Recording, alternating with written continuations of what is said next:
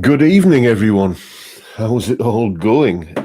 Excuse me, business to attend to. I saw somebody asked in the comments there what I'm on tonight. It is the Stella Artois.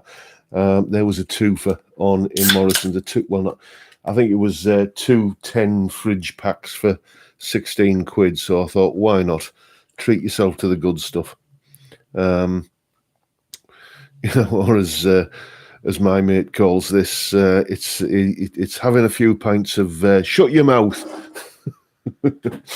Yes, we won't go any further with that. How are you all doing, everyone? What sort of week you had? I'll just take the first one of the week. Oh, dearie me, but I've been waiting for that. Just while we're getting settled in, I'll just tell you about a few of the videos that's coming up this week. There is a video going live tomorrow, which is all about one of my favourite chord sequences to play over, and there's a solo and a tab and everything. Unusually for me, I'm organised and the tab is all ready and it's all up on Patreon and will be going live at the same time as the video. Then Monday, there is, I think, one of the most iconic guitar solos of all time. Really, it's not particularly technical. In fact, it's really, really, really easy. So, if you're looking for an easy guitar solo to play and you're thinking of, some of the stuff I've posted has been a bit too twiddly. Excuse me, I'm just going to get the glare off me noggin. If some of the stuff I've posted recently has been a bit too twiddly for your tastes, then the solo that's going up on Monday is the antidote to that. I'll give you a clue. Live Aid. That's all I'm going to say. Then there's going to be more amp sims. I've got hold of a copy of Guitar Rig. I'm going to try that out. Then there'll be another beginner's guide to something or other. Then there'll be one of these alternatives to the obvious choice videos that I've been doing. It was a 335 I put up yesterday. Yes, hello, everyone. Yes, thank you. And this week it's going to be the Flying V, and then there'll be a bunch of other stuff as well. So that's what's coming up this week. And yes, good evening, everyone.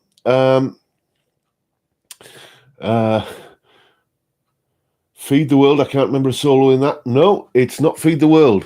It's not Feed the World. It's just think of the Live Aid gig. Okay. In fact, am I letting the cat out the bag if I say what was the first guitar solo played at Live Aid on the gig? There you go.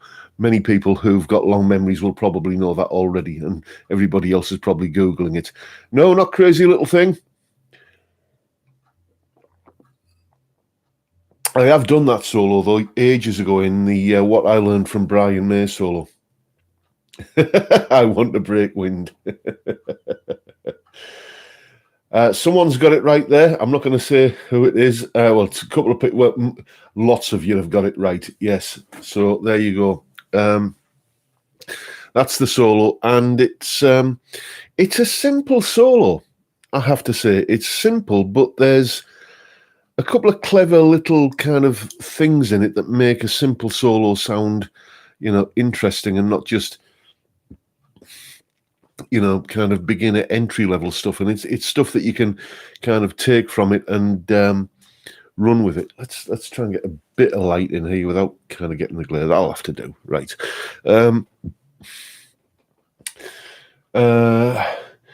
Sarji's in right time today. Good evening, John. Good evening, everybody. Good evening, mate. How are you? STL Tones, Amps and VST, if you don't already know of it, have 10-day try. This is amazing, but $2.99 after trial. Yeah, that's it's 200. I suppose. I mean, when you think of the financial outlay that goes into developing a piece of software. I mean, people who sit at desks and write code all day don't, they've got families to feed and what have you. So I don't see any, I don't begrudge paying for something if it's good enough. It's just that there's a lot of good stuff out there for free.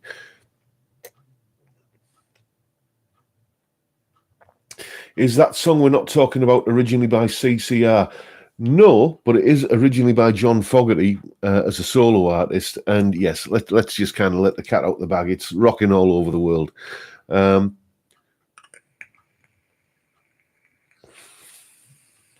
O'Sullivan, I'm still playing the Oasis Don't Look Back in Anger solo you did. Yeah, good solo. Good solo. Evening, Steve. How are you, mate? Evening, Kieran. Evening, Ozzy. Someone told me that there are such things as minor chords. I'm pretty sure Status Quo can disprove this nonsense. There is a diminished chord in rocking all over the world. Everybody misses it out, but it is there. It goes C, then C over an E bass, then F sharp diminished, and everybody just usually every pub rock covers band just usually stays on the F chord. You got to try the Blue Cat Axiom. Well worth it. Good price and great tones. I love it. Yeah, this is the thing, Steve. I've heard nothing but good reports about the Blue Cat Axiom, but I'm a simple lad, if you hadn't already figured that one out. And, you know, I've got my favourite clean sound is the Dumble Clean in Bias amp. My favourite crunchy kind of raunchy overdrive sound is, like, for power chords and blues lead and stuff, is the Blue Cat Free amp on the classic drive. And my favourite lead sound is that same setting, but with the Mercurial tube screamer in front of it. Although I have to say that that Harley Benton British sound pedal is getting a bit of a caning at the moment. That's what's if you a few people have been asking for a longer example of that, so that's going up tomorrow in the solo that's being played tomorrow. You're a northerner like me, of course, you're simple. Yeah, the point is that the Blue Cat Axiom, I get the feeling I would be paying a lot of money for a lot of features that I would end up not using. Well, speaking of that, this is the week that I almost bought a new guitar and didn't. It's taken me 53 years, but I finally found me sensible head. I did that video, I think it was last week, on affordable alternatives to a Les Paul Jr. or alternatives to a Les Paul Jr. And one of them was the vintage Trev Wilkinson thing. And I came across, and I would advise you to go and check it out if you're in the market for this type of guitar, the Les Paul Special variant on it, the Twin P90 Vintage Les Paul Special. It's a vintage V132. There's a few of those bouncing around on eBay at the moment as liquidated stock. You know, kind of brand new guitars, fully set up, quality control checked and everything, for, like, I think the list price is about $399, and they're up on eBay for, I think, between $225 and $259. And I was hovering over the buy it now button for ages, and I just thought, you know what? No, you don't need it. It's the wife isn't working at the moment, and our cooker, our oven, is a little bit temperamental, and I just get the feeling at some point that's going to we're going to need to buy a new oven. So, you know, 250 quid on a new guitar, I'd be kind of, you know, thinking, you know, so I didn't.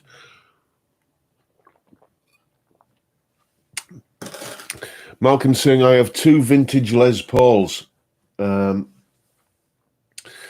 Yes, those vintage V100s are fantastic. The vintage V100 Lemon Drop is the only relict or kind of road worn or whatever you want to call it guitar that I do have a little bit of gas for. I do kind of occasionally think about getting one, mainly because of the Gary Moore Peter Green connection. But it's, you know, I know they do an unrelict version, but You know, I think I would want the one that looked a bit like Gary's, but that's the thing with me. It's a Les Paul style guitar, and I just don't get on with them. I know the Gordon Smith is a Les Paul shape, but it's a completely different animal. And yeah, it's just I have this, as I've said before, this weird relationship with Les Pauls where I want one and then I buy one and I love it, and then within a month I'm sick of it, and it's just like it's a big cumbersome lump of timber that doesn't balance properly or doesn't fit against my ample frame particularly well, and then it ends up just hanging on the wall as an ornament, and it's, you know, so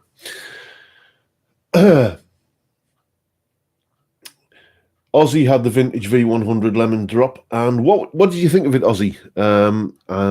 You know, did you like it? I'm assuming that if you had it, that meant you got rid of it, and that meant that it wasn't, you know, to your tastes.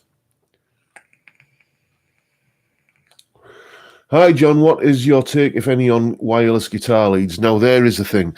That is something I am seriously thinking about. You know, a wireless guitar system. You might think, well, if you only ever play in this wee small back bedroom, why do you need one? Because I go through guitar leads like nothing else. I chew them up and spit them out like at a ridiculous rate, because I'm sat on this chair with casters, and I'm always kind of rolling the casters over the guitar leads, and you know, it kills them eventually. And I'm just thinking, just get yourself a decent wireless system. You know, evening, Alan. How are you, mate? Yeah. Oh, yeah. I'm with you on that, Ozzy. I prefer Telecasters as well. I'm thinking of doing on the Nashville Telecaster or on a Build Telecaster. I'm not quite sure what I'm going to do yet. There is a parts caster in the pipeline at some point. I'm thinking of doing like, you know, all of the basically making like a Baja Telecaster, but for, you know, make either a Baja Telecaster or a Richie Kotzen Telecaster type guitar out of one of those, either a Harley Benton TE20, and kind of mod it up, or just get a kit guitar and do that with it.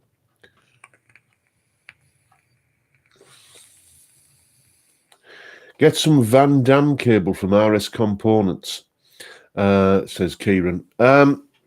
I didn't know that RS Components were still on the go. I used to get the RS catalogue all the time when I was an electronics engineer, but I haven't ordered from them in years. I'm also debating a Bluetooth system from my amp to my headphones. Here's the thing. I don't know what it is, but Bluetooth doesn't work in my house. I sit about when I'm sat downstairs in the living room. I sit about 4 feet away from the speaker system, you know, that's connected to the TV and everything, and you know, that's the sound system in the front room basically. And the number of Bluetooth adapters I've gone through on that you plug it into the speaker system in the auxiliary, and you know, you can Bluetooth your music from your phone. I'm sat there with my phone listening to music. The Bluetooth adapter is about 4 foot away, and it never works properly. It works for a few days and then just dies. And you know, it's kind of glitchy, and it's just, you know, and I don't know whether this is an old house. I don't know whether it's because it's the wiring in the house is a bit sparky or whatever, but it just, Bluetooth, just in this particular house where I live, it doesn't work.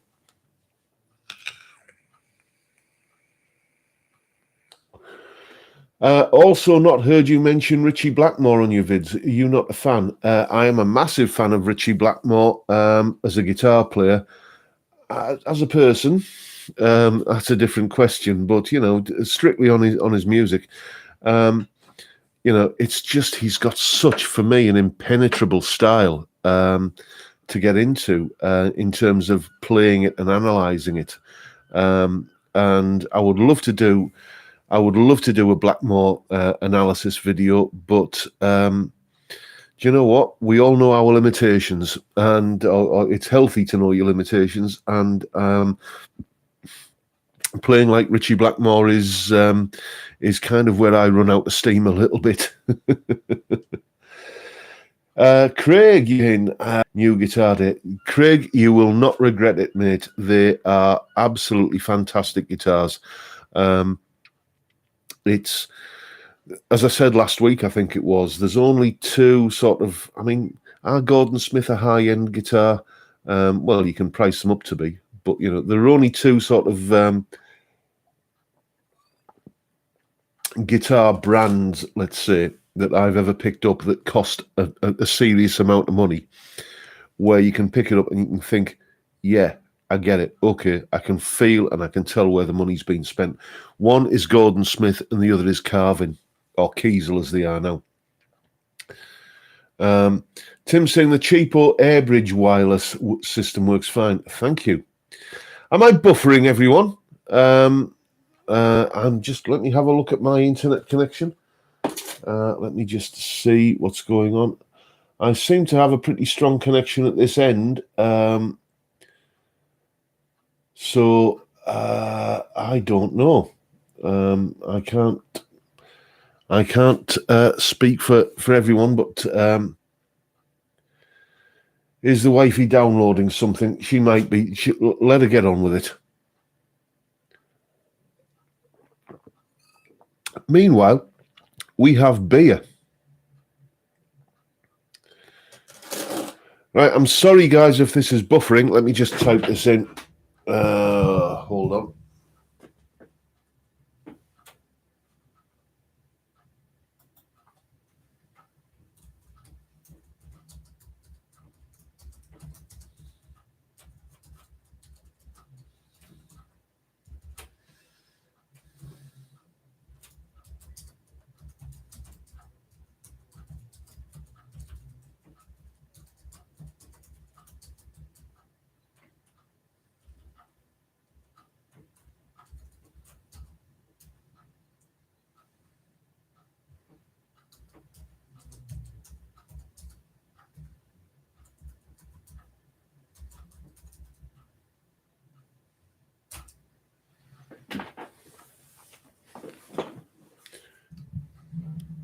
Oh, it's gone back. It's gone okay, has it? Okay, well, fair enough. We're back on anyway.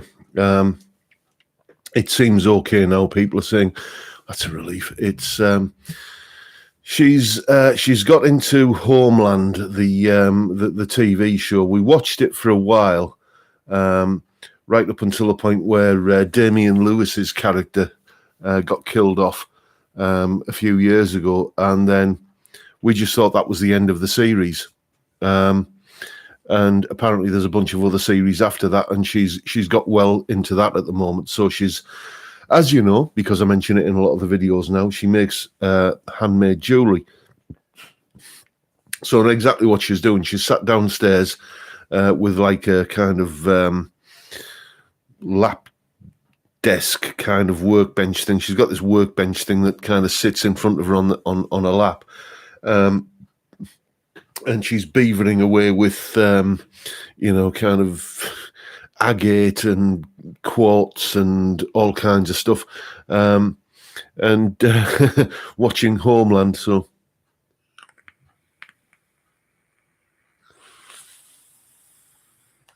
thank you, everyone. Thanks for the feedback on the buffering. It might just be that I'm buffering because this is going down really rather specially tonight. It has to be said, and I have a bit of an easy start in the morning. My New Zealand guy is who gets me up ridiculously early in the morning for his lesson. And my 9 o'clock lesson is they've both kind of bailed this week, so I don't start work until 10 in the morning, which is the middle of the afternoon as far as I'm concerned.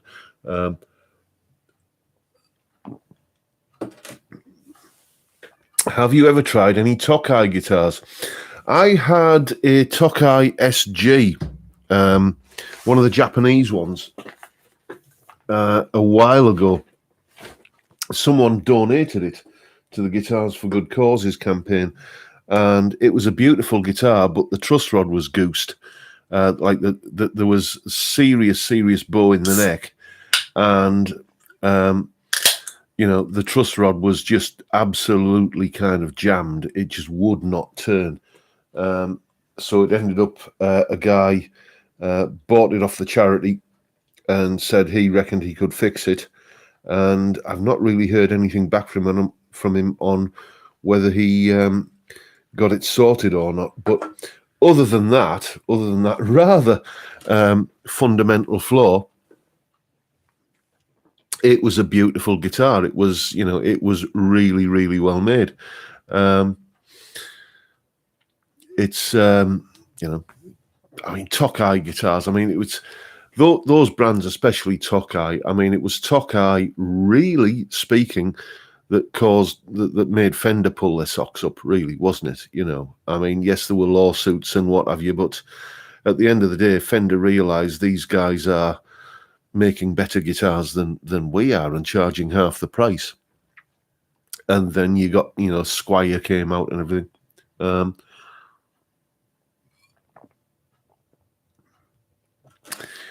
Anyone ever have a TV that you put 50p in the back? Yes, we used to have one of those TVs when I was a student, in the student digs I lived in.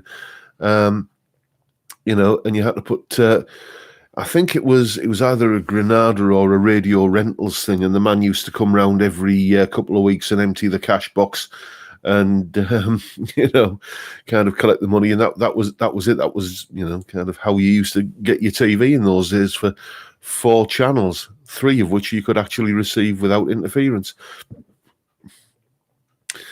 Went down a YouTube hole last week and discovered the Rena Del Cid, some serious and nice acoustic music, very laid back. Her acoustic slide player is really, yes, I I will probably forget that, but I always do kind of sift through the live chat after the fact, so I shall remember to check that out. For the same money, should I get a Squier Bullet Telly, or is the Harley Benton TE70 Rosewood much more worth getting? I would say, just purely as a musical instrument, the Harley Benton is better. You're getting better pickups for a start. The Squier Bullet range have ceramic pickups, which are a little bit muddy sounding. And you're getting the Roswell Alnico pickups on the Harley Benton. That said, the Squier Bullets that I've seen have, kind of new out of the box, have always had a better setup on them. But the Harley Bentons, the setup can be good, it can be bad, it can be good, it can be bad. It's a bit pot luck there. So in terms of the hardware and what you get for your money, I would say the Harley Benton, providing that you're okay with doing a little bit of setup work, like sorting out sharp fret ends and stuff. Are Gordon Smith guitars, after being taken over, just as good? Just bought a GS2. It pains me to say it. It really does. I've had 2 Gordon Smith guitars, one from the old John Smith period, and one from the and I've got one now from the Auden period. And much as I love that original Gordon Smith that I had from the Manchester factory, the new ones are just beautifully made. They were a bit patchy quality control. There is a story. I'm not sure if this is apocryphal or not. There's a big word for a Friday night. But back in when John Smith owned Gordon Smith guitars up in Manchester, that he had to get an order out, and he was a bit short on timber, so there were a couple of pallets from the warehouse ended up going into a guitar. So he was just all about getting the guitars out, and sometimes there were quality control issues back then, but I've never played a bad one from the new owners. They are just really, really good.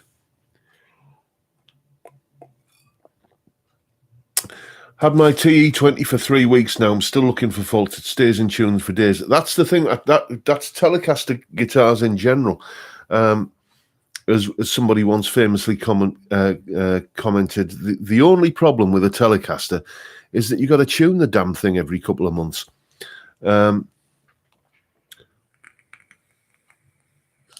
Hi, John. First time on the live stream. I'm still doing Guitars for Good Causes thing you used to do. No, I'm not. I wound that up. I wound up Guitars for Good Causes for a number of reasons. First and foremost, I noticed that I was struggling to make a profit on the guitars. People were... There is such a thing as compassion fatigue. And people are... A lot of the people who were buying the guitars were people who were watching the videos. And, you know, they'd contributed to the campaign, to the GoFundMe to buy the guitars. They'd chuck maybe 20 quid in the hat. And then they would go out and buy the guitar and pay more for it than it would have cost if they'd just gone and bought it from Thomann.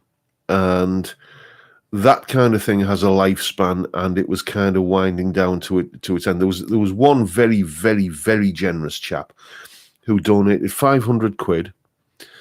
And with that, I bought the Gretsch semi-acoustic, the Streamliner, I think it was. And then he bought the guitar, and, you know, when it was auctioned on eBay, so he's already into it for £1,000. And then he donated the guitar to Zoe's place. And that chap, whose name, I'm sorry, I forget, it escapes me at the moment, he... you know, the generosity of people like that made me feel really, really humble. But, you know, it was getting to the point where I felt like that. I was beginning to feel like that annoying person who's rattling the collection tin in your face all the time. And I thought, right, time to wind it up. If you want to donate to Zoe's place, you can buy one of the T-shirts with that picture of me on it. 61 quid that's raised so far. You know, it's raised more than that in terms of T-shirt sales, but that's what I would have got from the sale of those shirts from Teespring, and that has gone on its way to Zoe's place. Last week sometime I fired them over that money. What else have we got? Hi, John. Just watch your Slapshot video from back in the day. Fantastic song and lead. Any chance of a video on that? I can if you want me to. Yeah, that was back in the days when I had hair. That was 2009 I did that. Yeah. That was actually played.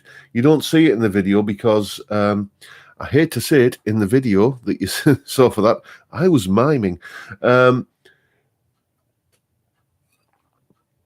But I recorded the tune in 2009, Slapshot. It's on my album, The Doghouse Tapes, which, because it's got a few cover versions on it, it's a bit tricky for me to release, but I'm going to put it up on Patreon as a thing for me Patreon supporters, as a free download.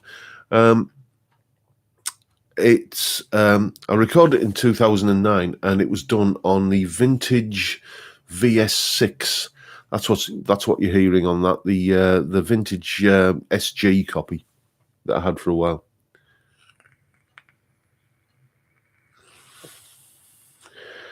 John, the fact that Zoe's place has to exist makes me want to cry. I have the T-shirt. Well, thank you, Malcolm. Yes, it is. It is just an unfortunate thing that bad things happen to the undeserving, you know, and Zoe's place do a little bit to redress the balance.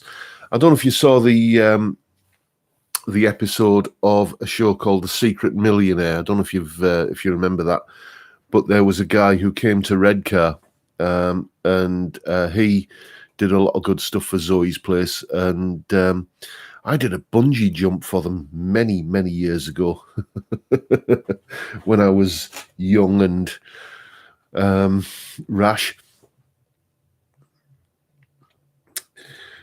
We had a wood-fired TV when I were a lad.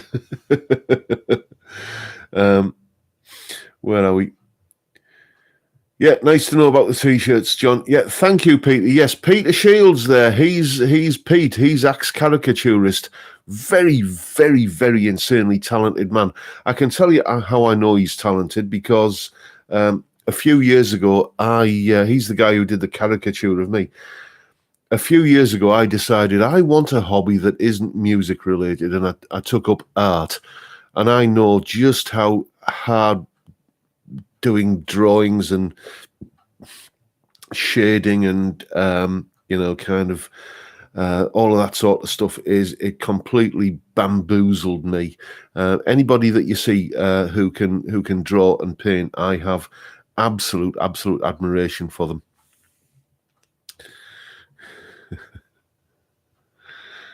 We used to have to play gas guitar. Now, my granny, her next door neighbour, when I was a kid, had a gas-powered fridge. Does anybody remember those gas-powered fridges? I got offered a 60-inch TV for €60, no remote control. I can't turn it down. Yeah, well, I mean, you can just buy a universal remote. I've got to tell you, a 60-inch TV would be, well, it's just, if I watch an hour of TV a week, that's probably a lot. My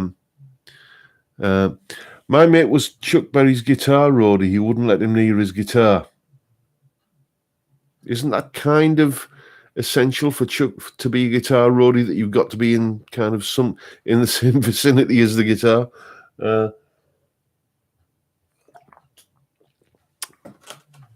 Dearie me, this is going down rather well tonight. You might have to talk amongst yourselves while I go and get myself another beer in a minute.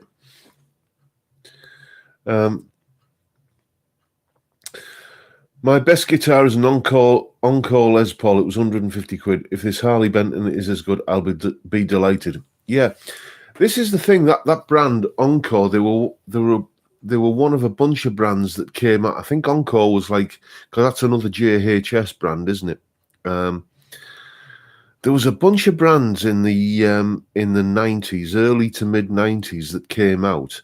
Phoenix were another one, where suddenly you started realizing that this cheap copy that cost like 150 quid or something, it's really, really good. It doesn't feel like it's made out of plywood, bubblegum and snot. And that was at the moment when, because I not during lockdown, obviously, but, I get lots of people coming to the house every week with guitars, and I pick them up and have a play of them, and sometimes I borrow them and do videos on them. But back in the 90s, I started noticing that copy guitars were getting really, really good. And there I was, sat with me Fender Stratocaster and me Gordon Smith GS2, and all the guitars that I'd paid a lot of money for. And I'm thinking, dearie me, this is, have I overspent here? Northern Pike, hello, first time, nice show, John. I remember everything except the 60s. Well, that's what they say about the 60s, isn't it? If you can remember the 60s, you weren't there.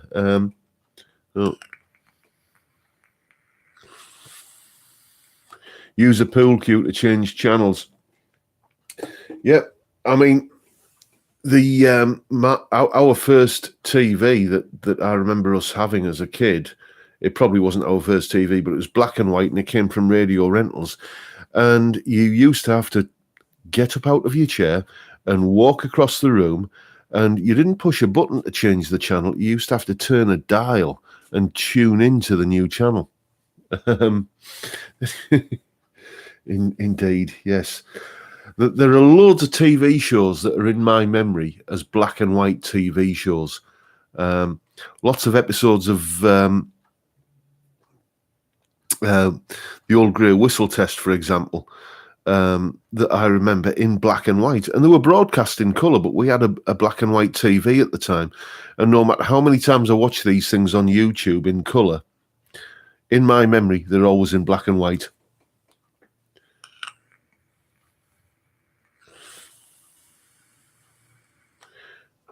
"20 years at Zenith, remember them?" I can't say I do, mate. Radio Rental Rhyming Slam. Yes, he's a bit Radio Rental, isn't he? Yeah, I remember the one memory I have from the 60s, actually, and I did a video about that concerned this. This wasn't like the topic of the video was about. My one memory of the 60s was just this day in midsummer up on Teesside here when it went as black as night in the middle of the day. Just all the pollution from all the works and everything up here and some freak weather event just made the sky go completely black. Yeah, Pete's saying snooker was fun in black and white. Yes, and what's that famous quote? And for those watching in black and white, the green ball is right next to the blue one. Yeah, that's the one memory I have of that I can definitely say happened in the 60s, because as soon as the internet came along, I Googled it, and it's still known up here as the day it went dark, and it was in 1968. John, get an Android box watch for free. Yes. Well, I can't comment on that because that would be illegal, wouldn't it? Not saying that the wife has got one and that she uses it all the time, because that would be illegal if she did that. Anyway, move on. Remember queuing up for the phone box at the end of the street? Yes, I remember that one. Cheap copy guitars. I bought a Harley Benton SC 550, first guitar I've ever bought, and I didn't get ripped off. I didn't feel ripped off. No, this is it. Now, it's at the risk of getting a little bit political, which I don't usually do, and I don't intend to do, but it is a Darwinian system. You know, as soon as Yamaha brought out the Pacifica, the Pacifica 112, which was made from like proper solid wood, not plywood, Squier suddenly stopped using plywood for their guitars. And, you know, that's what the free market does. Somebody kind of comes along with a better product at a cheaper price, and and the competitors take notice of that and up their game, and the result is better products for us consumers. Where are we? Does anybody remember party lines on the old BT? Yes, when it was the post office running the phones. Yes, I do. Where you'd pick up the phone and somebody else was using the line, and you had to hang up.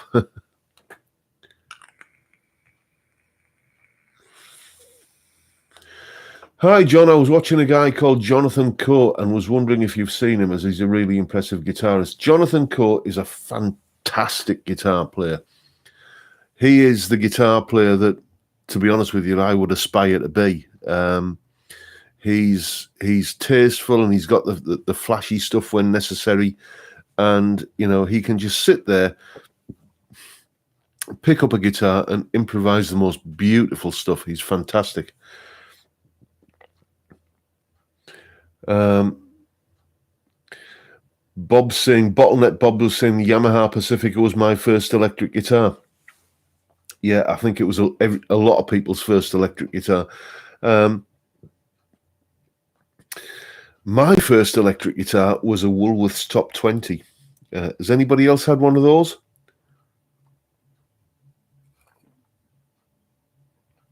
It was an absolute dog of a thing, but it was an electric guitar, and it was mine, and I loved it.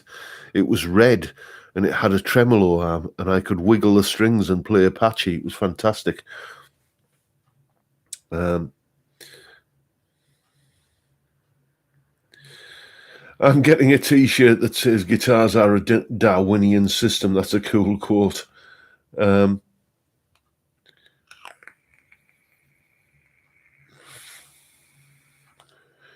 John is a Brian May cousin T-shirt. Possible. When I had the wig on, you mean? Does anybody want to buy a cheap nylon, scratchy, itchy judge's wig? By the way, I've got no use for it now. Did it sound a bit woolly? Well, to be honest with you, it sounded exactly as you'd expect a guitar to sound when it was plugged into the mic socket of an Amstrad stereo system, or music center, as we used to call it in those days.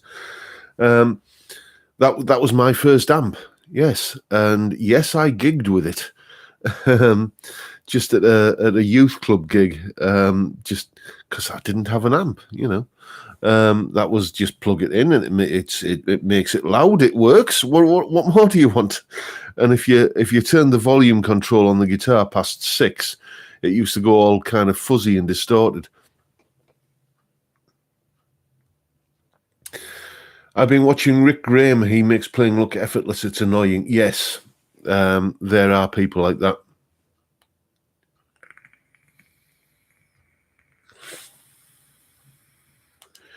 My first drum kit was a 4th hand 3-piece for $25 in 1968. It came with a 1959 Silverbird snare. I still have it. Yeah.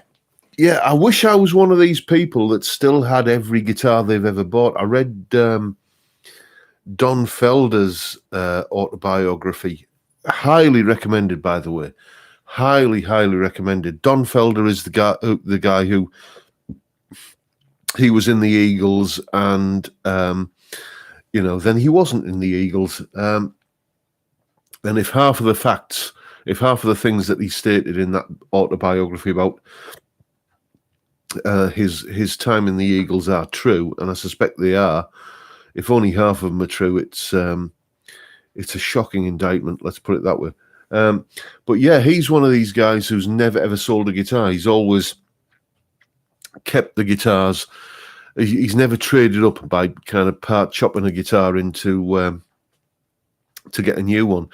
And I wish I'd kind of done that, really, because it would be fun in a video now to just pull out the old Woolworths Top 20. Shame I didn't think about that in 1982 or whenever it was.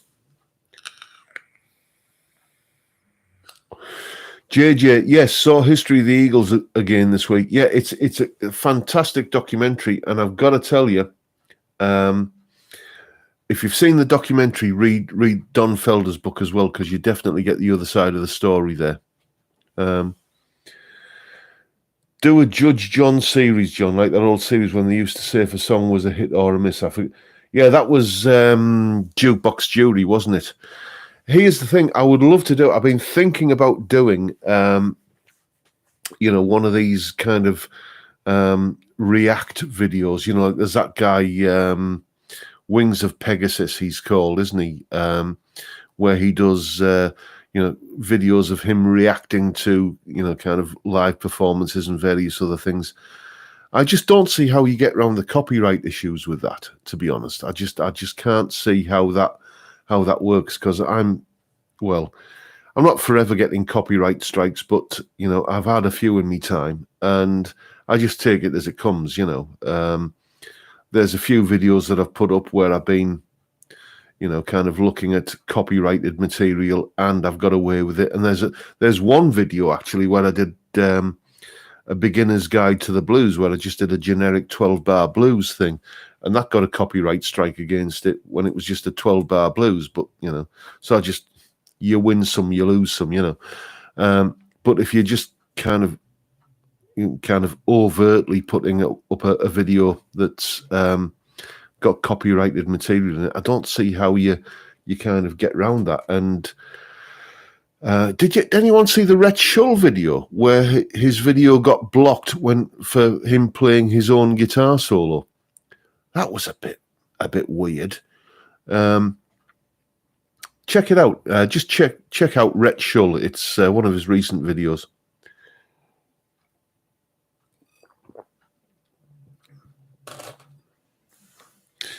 I reckon you should do more of your podcasts. They're really good. Thank you, Chris. I'm doing...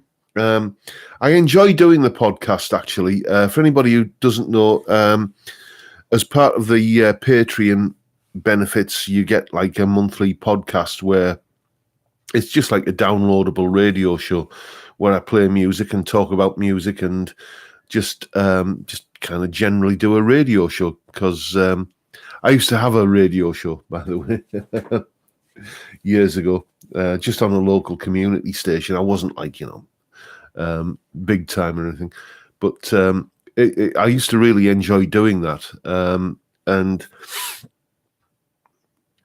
But yeah, it's just time at the moment. I'm cranking out. If you count this, what we're doing now, the live stream, I'm doing 6 videos a week at the moment, and that plus the lessons plus the transcribing stuff and tabbing stuff out and recording music and stuff. There just aren't enough hours in the day. I mean, don't get me wrong, I love my job. I'm not complaining. It's just that it would be, I would love to go to like maybe a fortnightly or weekly podcast, but it's just like, when are the hours in the day that I can do that,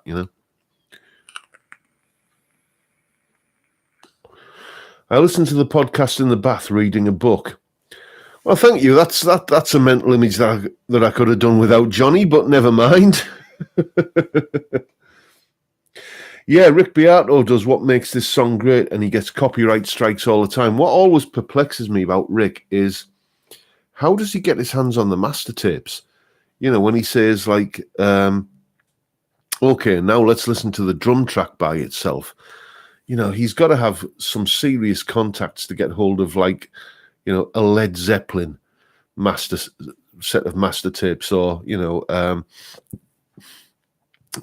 AC/DC or whatever he does. It's fantastic. But could you do a video about funk technique and disco chords? Are you not a fan? Yes, I am. And that's a brilliant suggestion. Thank you for that. I will. Here's my theory. Okay. Disco was jazz's last big kind of assault on the pop charts. You go back to, like, kind of, let's say, the Glenn Miller big band era, and yeah, that's jazz. And it was popular music. People were listening to it. People were enjoying and listening to these complex chord changes and sophisticated harmony. And you take apart a Nile Rodgers guitar part. He's a jazz guy. He's a jazz player, and there were lots of things like in that disco idiom that were, because it had a 120 beats per minute, boom chicka kind of drum beat behind it, and it was danceable. People kind of forgot that it was jazz, but it was. So that will be coming up pretty soon, I should imagine. Paul David's had a copyright strike for a chord progression. Again, outrageous. Yeah, I saw that video where he put up a jam track, didn't he? And somebody else downloaded the jam track, used it to write the song, then uploaded it, and then Paul David's original jam track got a copyright strike against it. What can you say about that? Have you ever looked at the chords in Michael Jackson's Thriller? No, I haven't. I haven't, to be honest with you, and maybe I should. Maybe I'm seeing something coming together here, kind of a disco funk kind of Michael Jackson crossover kind of video. Yeah. Yeah, I think every content provider should put up a PayPal. Well, it's the thing is, what you've got to remember is I get a sum of money each month off YouTube, and I'm sat here now earning money. Cheers, because this video will earn me something when it goes on repeat. So it's I did put up a donate button for a while, and then I just thought, well, let's go to Patreon and start kind of putting additional content up on there. But we've all got to earn a living, put it that way. And I don't really like asking people to just give me money. If you want to buy me a pint or super chat me or anything like that, then fair enough. But I'm not going to solicit it. But the Patreon thing is the way that I kind of augment things, really.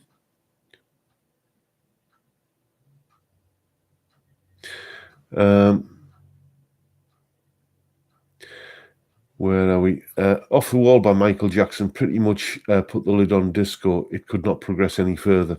Yeah, that's it. I mean, that was an album that I remember having at the time, I think. And it was just, it sort of, and then along came, after that, you had the whole kind of new wave thing, didn't you? And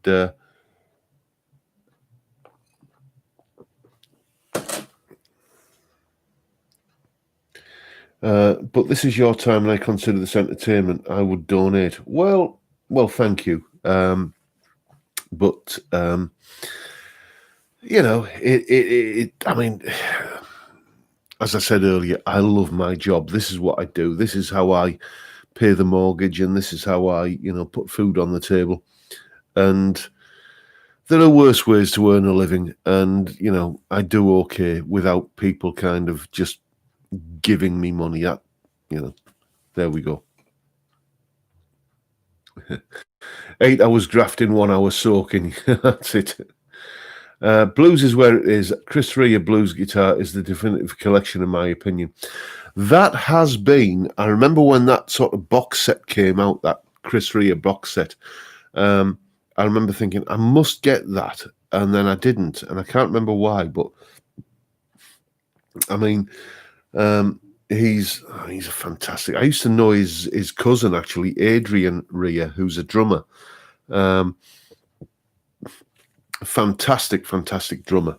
And I vaguely remember Chris Rea as a kid because his family used to have a chain of ice cream shops and kind of ice cream parlors where you could go in and get a coffee and a sticky bun and an ice cream and stuff on Teesside. And I remember going in there as a kid, and I remember this long-haired older boy, kind of sitting playing guitar in the corner, and that was apparently Chris,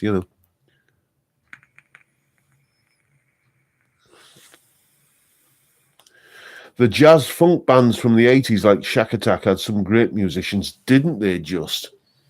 Didn't they? Yes. And anyone remember Pig Bag? They were sort of like this kind of jazz funk collective, and they did this one track, Papa's Got a Brand New Pig Bag, and it just became like this viral hit, if there was such a thing as a viral hit in the 80s. Yes, Craig, Stevie Ray Vaughan is still one of the greats for me. Yeah, I've got to agree with you. The thing about Stevie Ray Vaughan is people say, oh, he sounds just like Albert King. Oh, he sounds like Jimi Hendrix. Oh, he sounds exactly like Eric Clapton. Oh, he sounds like that. And the thing is, Stevie could sound like all of these guys, and he melded it all into his own particular kind of genre, really. I mean, it's nowadays when you talk about the Texas blues sound, that's what you mean. You mean the Stevie Ray Vaughan sound. That's essentially what people mean. So yeah, fantastic.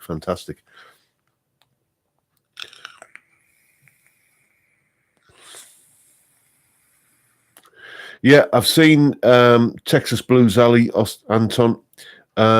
He's a great player. And he comes up with a lot of great advice as well. On kind of like gear and stuff, and he's a great guy. Got to go, guys. Tea is ready, so see you next week, folks. See you, Bob. Bye-bye now. I won't be far behind you, mate. We've been going nearly an hour now, and my belly is starting to say it's time for curry.